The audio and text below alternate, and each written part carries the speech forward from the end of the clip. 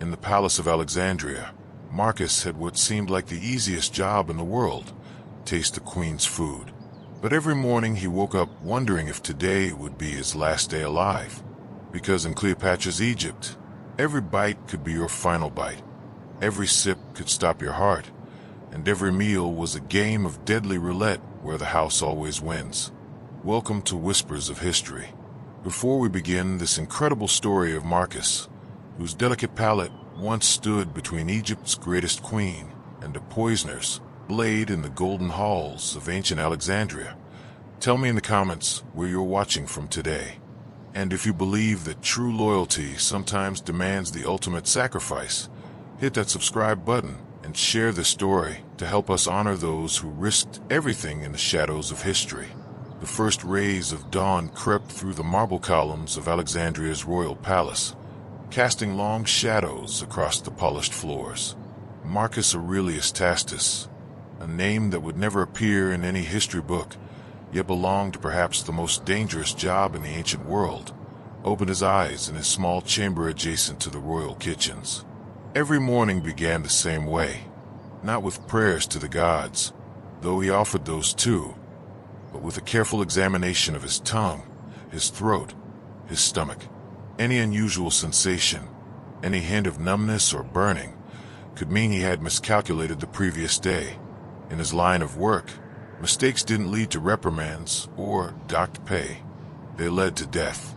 Marcus had been Cleopatra VII's personal food taster for 3 years, for months and 17 days. He counted each one because he never knew which might be his last. The position had become available when his predecessor, Demetrius, had collapsed during a state dinner after sampling what appeared to be perfectly innocent honeyed wine. The physician later found traces of aconite, wolf's bane, skillfully masked by the sweetness of Cretan honey. That was the reality of serving the last pharaoh of Egypt. Cleopatra wasn't just a queen, she was a target. Rome wanted her dead. Her own nobles plotted against her. Rival claimants to the throne lurked in every shadow. And in a world where political assassination was as common as morning bread, poison was the weapon of choice for those who preferred subtlety to swords. Marcus rose from his simple bed and performed his morning ritual. First, he examined his hands for any tremors. Poison often announced itself through the nervous system before striking the vital organs. Next, he checked his eyes in a polished bronze mirror, looking for any yellowing or redness that might indicate liver distress. Finally, he ran his tongue across his lips, testing for any residual metallic taste that might suggest delayed poisoning from the previous day's work. Satisfied that he had survived another night, Marcus dressed in his official robes, simple white linen with a golden collar that marked him as a member of the royal household. The collar was both an honor and a burden. It granted him access to the most exclusive circles of Egyptian society, but it also marked him as a target. Everyone knew that the quickest way to Cleopatra was through her food, and the quickest way to her food was through Marcus. The palace kitchens were already bustling with activity when Marcus arrived. The head cook, Amenhotep, greeted him with the same mixture of respect and pity that everyone showed the food taster. They all knew his role was essential, but they also knew it was a death sentence with benefits. "Good morning, Marcus," Amenhotep said, his weathered hands already kneading dough for the morning bread. "The queen has requested a lighter breakfast today. Fresh fruits, honey cakes, and that barley drink she favors." Marcus nodded, but his mind was already racing. Light meals were often the most dangerous. When there were fewer dishes to mask the taste of poison, assassins had to be more creative. A drop of ricin on a grape, cyanide mixed into honey, mercury dissolved in wine. The possibilities were endless, and each one could kill him before he could warn the queen. The first test of the day came with the fruit selection. Grapes from the royal vineyards, dates from Upper Egypt, and figs from the palace gardens. Marcus picked up each piece individually, examining it for any signs of tampering. Tiny puncture marks might indicate injection with liquid poison. Discoloration could suggest chemical treatment. Even the smell had to be perfect, no trace of almonds that might suggest cyanide, no unusual sweetness that could mask bitter toxins. He began with a single grape, rolling it around his mouth slowly, letting his taste buds analyze every nuance. The sweetness was natural, the texture firm. No metallic aftertaste, no burning sensation. After 30 seconds, he swallowed and waited. In the world of poison detection, timing was everything. Some toxins acted immediately, burning the throat and stomach. Others were more patient, building slowly in the system before striking. While he waited, Marcus reflected on how he had come to this position. He hadn't been born for this role. 3 years ago, he had been a minor nobleman from a Roman family that had settled in Egypt generations earlier. His education had been typical for his class: rhetoric, philosophy, basic military training. But Marcus had possessed one unusual talent, an extraordinarily sensitive palate. He could detect flavors that others missed, identify spices from across the empire with a single taste, and most importantly, recognize the subtle signs of adulteration in food and drink. This gift had caught the attention of Cleopatra's court when he had identified a wine merchant's attempt to pass off inferior Syrian wine as premium Roman vintage at a royal banquet. When Demetrius died, the queen had personally summoned Marcus. The conversation had been brief and terrifying. "I understand you have exceptional taste," Cleopatra had said, her famous voice carrying the authority of 3 centuries of pharaonic rule. "Yes, your majesty," Marcus had replied, though he already suspected where this was leading. "Good, you will taste my food. Every meal, every drink, every morsel that passes my lips will first pass yours. The position comes with significant compensation, a villa, servants, access to the royal library. It also comes with significant risk. Do you accept?" Marcus had known he couldn't refuse. In Cleopatra's Egypt, the queen's requests were commands, and commands were absolute. But even if he could have refused, he might not have. The salary was extraordinary, and his family needed the money. His father's debts from failed business ventures had put them on the edge of poverty. This position would solve all their financial problems, assuming he lived long enough to enjoy it. Now, 3 years later, Marcus had developed a routine that had kept him alive longer than any previous food taster in Cleopatra's service. He tested everything twice, once immediately upon preparation, and again just before the queen's meal. He maintained detailed notes on every dish, every cook, every supplier. He had memorized the taste profiles of dozens of known poisons and could identify most within seconds of ingestion. But knowledge was only part of survival. The other part was paranoia. Marcus trusted no one completely. Not the cooks, who might be bribed or threatened. Not the servants, who might slip something into a dish during transport. Not even the other royal guards, who might see his death as an opportunity for advancement. In the palace of Cleopatra, everyone was a potential assassin, and everyone was a potential victim. The morning fruit testing completed without incident, Marcus moved on to the honey cakes. These presented a different challenge. The sweetness of honey was perfect for masking bitter poisons, and the dense texture of the cakes could hide foreign substances. He cut a small piece from the corner of each cake, examining the interior for any unusual coloration or texture. Then came the taste test, again, slowly, carefully, waiting for any sign of danger. As he worked, Marcus was acutely aware of the observers. Several kitchen staff watched his every move, partly out of professional interest, partly out of morbid curiosity. They all knew that witnessing a food taster's death was considered both unlucky and educational. Unlucky because it meant someone was trying to kill the queen. Educational because it provided valuable information about the latest poisoning techniques. The honey cakes passed inspection, but Marcus's day was far from over. Cleopatra typically ate 4 meals a day, and each one required his attention. Breakfast was usually the safest. Assassins rarely struck in the morning when the palace was full of activity. Lunch carried moderate risk. as there were fewer observers and more opportunities for tampering. But dinner was the real danger zone. Evening meals were elaborate affairs with multiple courses, exotic ingredients, and guests who might have their own agendas. The complexity of the menu provided countless opportunities for poisoning, and the social nature of dinner parties made it difficult to maintain strict security protocols. Marcus had seen 3 assassination attempts at royal dinners, and he suspected he had prevented at least twice that many.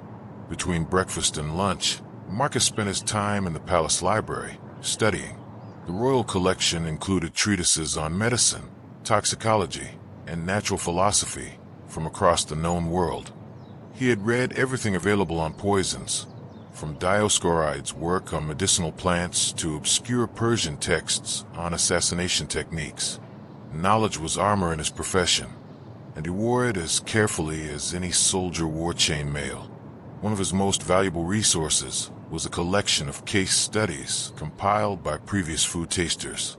Each entry described a different poison, its effects, its taste, its method of preparation, and most importantly, its antidotes. Marcus had memorized every page, but he still returned to the texts regularly. New poisons were being developed constantly, and assassins were becoming more sophisticated in their methods. The most frightening entry in the collection described a poison that had no taste, no smell, and no immediate effects. The victim would feel perfectly normal for days, even weeks, before suddenly succumbing to what appeared to be a natural illness. By the time symptoms appeared, it was far too late for any antidote. The poison's name was lost to history, but its effects were documented in clinical detail by a food taster who had somehow survived long enough to write about his experience before dying. Marcus often wondered about his predecessors. How many had there been? How had they died? Were their deaths quick and merciful, or slow and agonizing? The palace records were deliberately vague on such matters. Too much detail might discourage future candidates for the position. As midday approached, Marcus returned to the kitchens to prepare for lunch. Today's menu was more complex: roasted duck with imported spices, bread made with special flour from the royal granaries, and wine from Cleopatra's private vineyard. Each element presented its own risks. The duck was the first concern. Poultry could be injected with toxins using hollow needles so thin they left barely visible marks. Marcus examined the bird carefully, looking for any suspicious puncture wounds. Finding none, he cut a small portion from the breast and thigh. Testing each separately, the meat was properly cooked, the spices aromatic but not overwhelming. No unusual flavors, no burning sensations. The bread required a different approach. Flour could be contaminated during milling, or poison could be baked directly into the dough. Marcus broke open a loaf and examined the interior texture. Even distribution, normal color, proper rise. He tasted a small piece, chewing slowly, letting the grain flavors develop on his tongue. Bread was actually one of the safer foods because most poisons would affect the rising process, creating obvious visual cues. But the wine was always the greatest challenge. Wine was the assassin's favorite medium because its complex flavor profile could mask almost any poison. The alcohol itself numbed the palate, making subtle detection more difficult. And wine was central to Egyptian court culture. Refusing to drink would be seen as an insult to the queen and her guests. Marcus approached the wine amphora with the reverence of a priest approaching an altar. This particular vintage was from the queen's personal vineyard, stored in sealed containers and supposedly accessible only to trusted servants. But Marcus had learned that supposedly was a dangerous word in palace life. He poured a small amount into a silver cup. Silver because it would react with certain poisons, changing color or tarnishing. The wine appeared normal, deep red, clear consistency, proper aroma, but appearance meant nothing. He had once encountered a poison so skillfully prepared that it actually improved the wine's bouquet while making it lethal. The first sip was always the most dangerous. Marcus took a tiny amount, barely wetting his lips, and waited. No immediate burning, no metallic taste. He took a slightly larger sip, holding it in his mouth, letting it coat his entire palate. The wine was excellent, full-bodied, well-balanced, with notes of cherry and spice that spoke of careful cultivation and expert winemaking. But as he swallowed, Marcus felt something that made his blood freeze. A tiny, almost imperceptible numbness at the tip of his tongue. It could be nothing. Sometimes wine, especially well-aged wine, could cause mild numbing due to its tannin content. But it could also be the first sign of a sophisticated poison, something designed to mimic wine's natural effects while slowly shutting down the nervous system. Marcus waited, counting his heartbeats, monitoring every sensation in his body. The numbness didn't spread, didn't intensify. After 5 minutes, he concluded it was probably natural, but probably wasn't good enough when Cleopatra's life was at stake. He called for Amenhotep and explained his concerns. The head cook immediately sealed the wine amphora and sent for a replacement from a different vintage. This was protocol. When in doubt, don't take chances. Better to waste good wine than risk the queen's life. This decision illustrates the impossible balance Marcus had to maintain every day. He couldn't be so paranoid that he rejected perfectly safe food. That would make his job impossible and eventually anger the queen. But he couldn't be so trusting that he missed genuine threats. The line between prudence and paranoia was razor thin, and stepping on the wrong side could be fatal in either direction. With lunch successfully tested and served, Marcus had a brief respite. The queen typically spent her afternoons in meetings with advisors, diplomats, or generals, and rarely ate during these sessions. This gave Marcus time for his most important daily task, intelligence gathering. Palace servants talked, and Marcus listened. He knew which guard were in debt and might be susceptible to bribery. He knew which cooks had family members in rival Egyptian cities who might be leveraged by enemies. He knew which suppliers had recently changed their sources or their routes. Any deviation from normal patterns could indicate a security risk. More importantly, Marcus cultivated relationships with the palace's network of informants. Every royal household had them, servants, guards, and courtiers who kept their ears open and their loyalties flexible. These people often knew about assassination plots days or weeks before they were executed. A word whispered in the right ear, a coin placed in the right palm, could mean the difference between life and death. One of Marcus's most valuable contacts was Helena, an older woman who managed the queen's wardrobe. Helena had worked in the palace for over 20 years and had survived 3 different reigns. She understood the ebb and flow of palace politics better than most nobles, and she had an uncanny ability to sense when trouble was brewing. "There are whispers," Helena told Marcus during one of their regular conversations. "Roman merchants have been asking unusual questions about the queen's daily routines. Nothing direct, nothing that could be called treasonous. But the pattern troubles me." Marcus made note of this information. Roman merchants had legitimate business in Alexandria, but they could also serve as cover for intelligence gathering or worse. He would need to pay special attention to any ingredients or supplies that came through Roman trade networks. As evening approached, Marcus prepared for the day's greatest challenge, dinner. Tonight was a formal banquet honoring a delegation from Nubia, which meant multiple courses, exotic dishes, and dozens of guests. The complexity of the event multiplied the security risks exponentially. The menu was ambitious even by royal standards. Appetizers included oysters from the Mediterranean, imported olives, and various cheeses from across the empire. The main courses featured roasted peacock, lamb prepared with Persian spices, and several varieties of fish from both the Nile and the sea.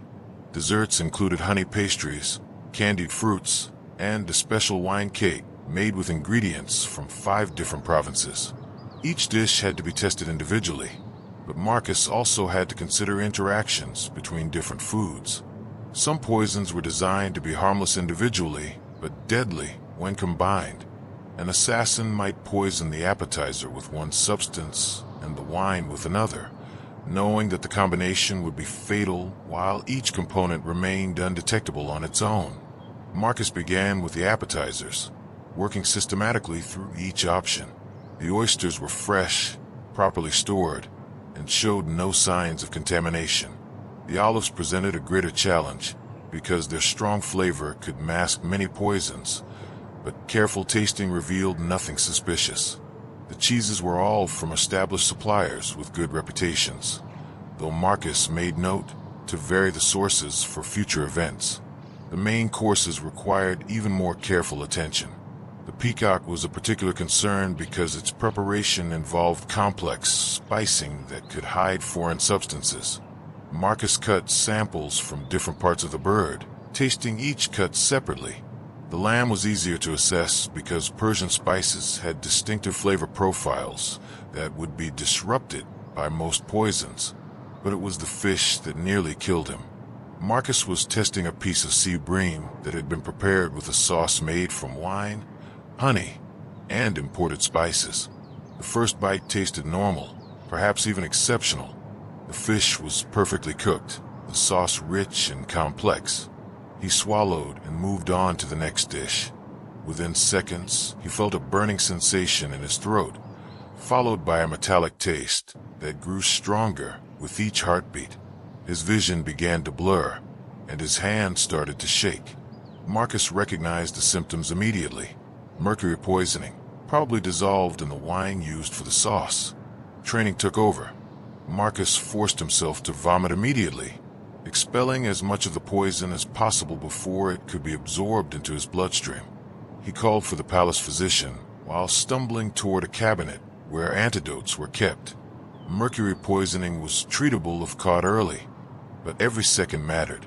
The physician arrived within minutes, along with Helena and several guards.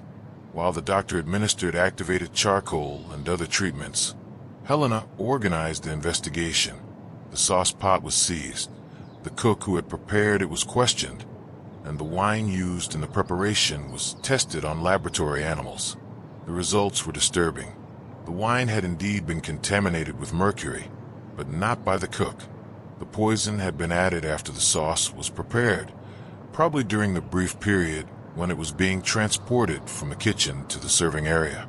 This suggested an inside job, someone with access to the food during its final preparation. Marcus survived, though he felt weak and nauseous for several days afterward. More importantly, the assassination attempt had been thwarted. Cleopatra never knew how close she had come to death, and Marcus preferred it that way. The queen had enough worries without adding the knowledge that her enemies had nearly succeeded in their latest plot. The investigation revealed a new serving boy, recently hired for the banquet, had somehow acquired a vial of liquid mercury and had added it to the sauce when no one was looking. Under questioning, the boy revealed that he had been paid by a Roman merchant who had promised to help his family escape debt. The merchant had disappeared from Alexandria the same night, probably aboard a ship bound for Rome. This incident reinforced several important lessons for Marcus. First, new staff were always the highest risk, no matter how thoroughly they appeared to have been vetted.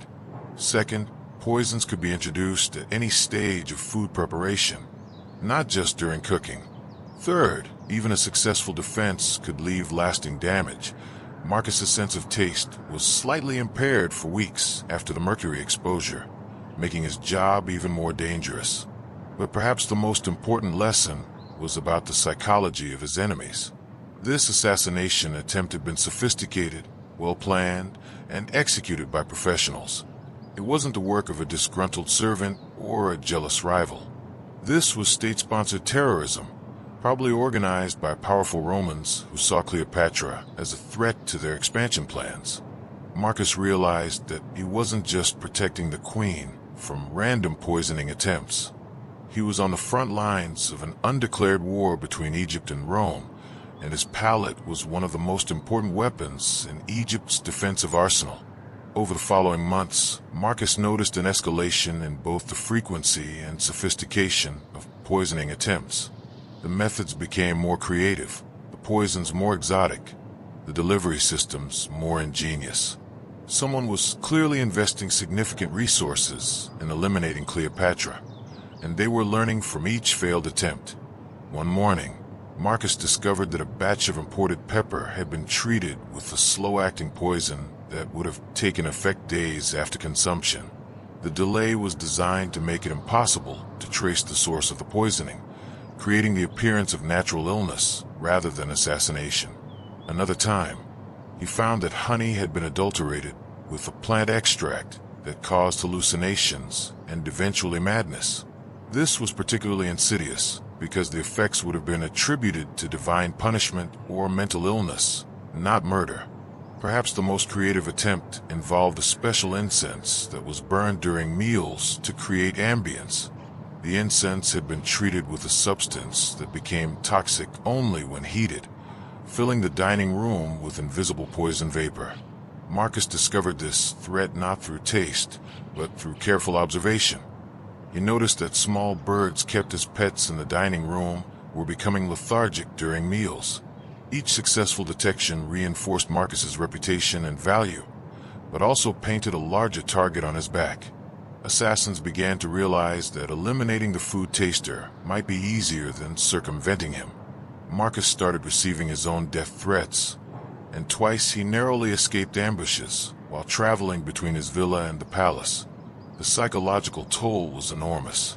Marcus found it increasingly difficult to eat anything, even his own home.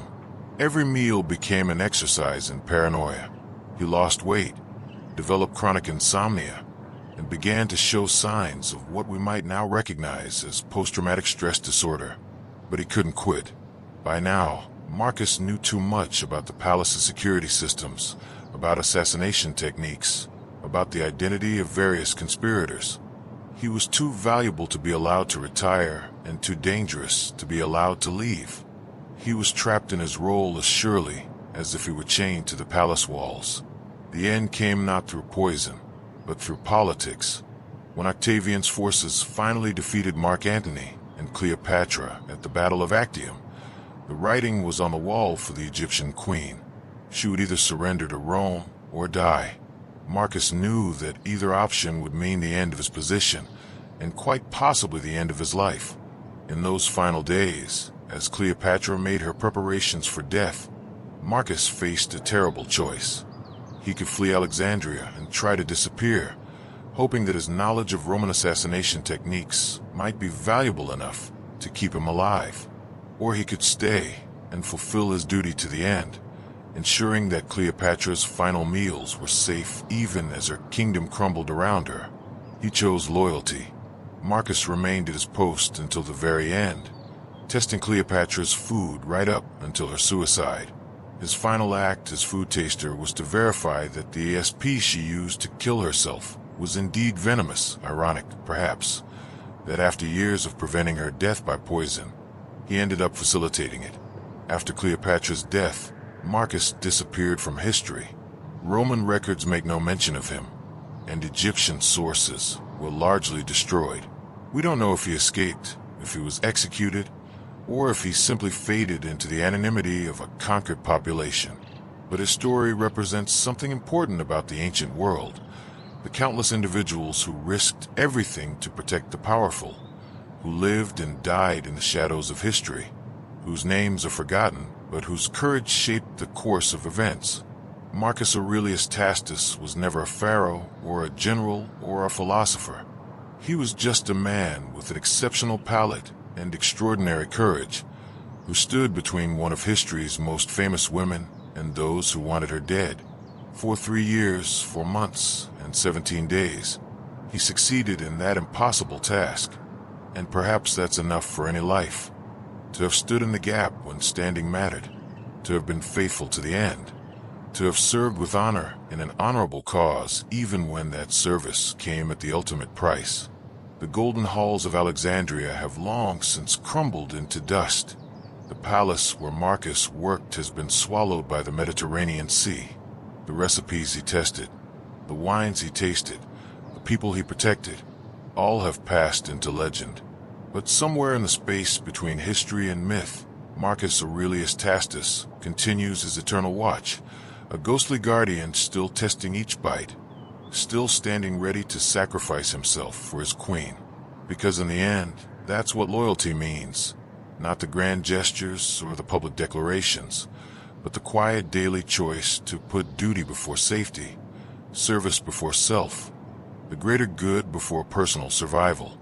And on quiet nights, when the wind blows across the ruins of ancient Alexandria, some say you can still smell the phantom aroma of foods being tested, still hear the whispered prayers of a man who knew that each meal might be his last, but who kept faith anyway.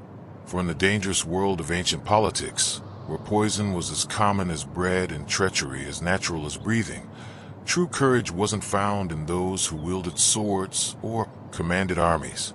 It was found in those who simply opened their mouths, said a prayer, and took the first bite. Sleep well, knowing that throughout history, there have always been those willing to stand watch in the darkness, to test the dangerous paths so others might walk safely, to sacrifice their own peace so others might rest securely. The guardians change, but the vigil continues. And in that continuity, there is comfort for the troubled mind and rest for the weary soul. Let the story of Marcus remind you that heroism comes in many forms, sometimes quiet, sometimes invisible, but always real, always meaningful, always worthy of remembrance. Close your eyes now and dream of ancient Alexandria, where loyalty was measured not in gold but in courage, and where one man's careful palate stood between a queen and eternity.